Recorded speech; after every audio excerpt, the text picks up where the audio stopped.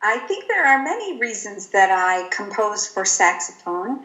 When I was young and wanted to be in band, saxophone was my instrument. So I played alto saxophone for many years. So I have a natural love for the saxophone. So maybe this is the base reason that I compose for saxophone, that I have this natural love for this instrument.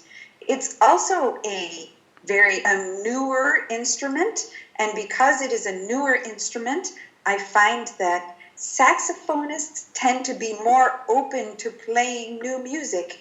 Saxophonists like to explore, they like to make new sounds, they like to do crazy things with the saxophone, and so I find that saxophonists tend to be much more open to new music and new music techniques than many other instruments. And another reason I write for saxophone is because saxophonists have asked me to compose pieces for them. So for all of these reasons, I now have 3 saxophone pieces. One piece for saxophone with fixed media that was commissioned by Steve Duke, the saxophonist here in the US. A second piece for soprano saxophone, that piece is alto saxophone. Then a second piece for soprano saxophone with live electronics, also commissioned by Steve Duke. So he has asked for a few pieces. And then a new piece that has not been performed yet for soprano saxophone with percussion and fixed media that was commissioned by the Bent Frequency Duo. So I love the instrument. Saxophonists love to explore and experiment, and they have asked me to write pieces for them.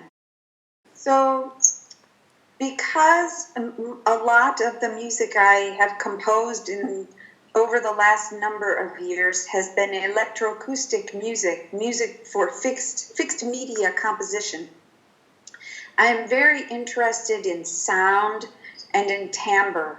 And because I'm very interested in timbre, that means that I am automatically attracted to this idea of extended techniques, and extended techniques specifically then for the saxophone. So I would say that my compositional approach when writing for the saxophone is an explorative, experimental approach that thinks about the saxophone not necessarily from the notes, although I do think about that, but to think about the saxophone as a sound-producing body.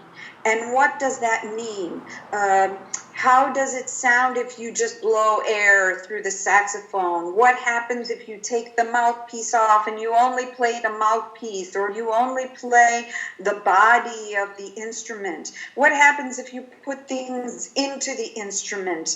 How fast, how many different kinds of multiphonics are there? What about tongue pizzicatos, very fast trills or tremolos, airy tones, all of these different extended or special techniques that the saxophone is able to produce. How fast can they happen? What are the dynamic ranges of those? Do certain things sound better in the high register versus the low register? So I think about the instrument as this sound-producing body. And then once I work with the instrumentalist and they say, oh, I can quintuple tom, which of course nobody does, but I can play these very quick double tonguing things, or I can trill very rapidly, or I have 10 alternate fingerings that I can play for this one note. Then I think, oh, well, if there are multiple fingerings, so many fingerings for this one note, then how can I create a musical line or a musical gesture? Can I create a sustain in the saxophone, do, and then have that sustain with multiple fingers. You do, do, do, do, do, do, do, do, do. And what happens if you speed this up and you slow it down? So it's not, it becomes about the notes at some point, but it's more about the quality of the sound of the saxophone and its flexibility and its ability to play extended techniques or special techniques. Yes, thank you for asking. And I think this is one place where, for me as a composer, regular or traditional notation to me fails, because the regular notation doesn't, you cannot get enough nuance, you know. You can tell a performer, you know, start with air and then move to a tone, but it's very difficult then to say, well, start with air and make the tone as fuzzy as you can, like it's this evolving thing, right? So today we had a solar eclipse. And so, you know, this idea of these two bodies moving toward each other and then overlapping, this takes a long amount of time, right? And there is a lot of this fuzziness as they come together.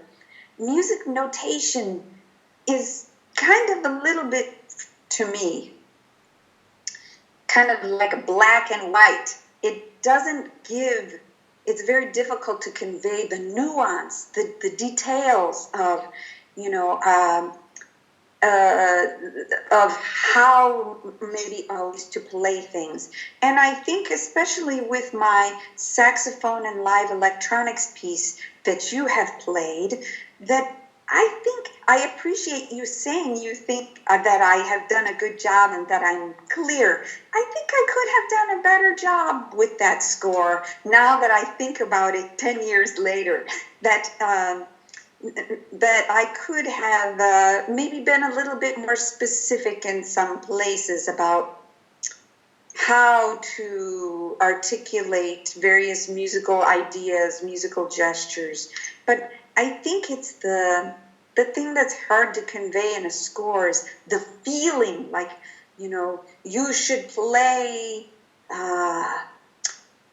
like with this sense of mystery. Well, what does that mean? What does it mean when you're trying to get people to play mysteriously? And, you know, we can say in the score at the beginning, of course, there are oftentimes these, you know, mysteriously, but what does that really mean? And so when I have the opportunity to work with a performer directly, which I am very fortunate to do many, many times, I can say, oh, you know, what I really would like is something like this, and to talk about things that are more difficult to articulate in the score. But when you have a conversation, then it's much easier to say, oh, can you play those like very short and tiny, you know, like they're just, like it's a little bird. But it's often difficult to convey that through a score.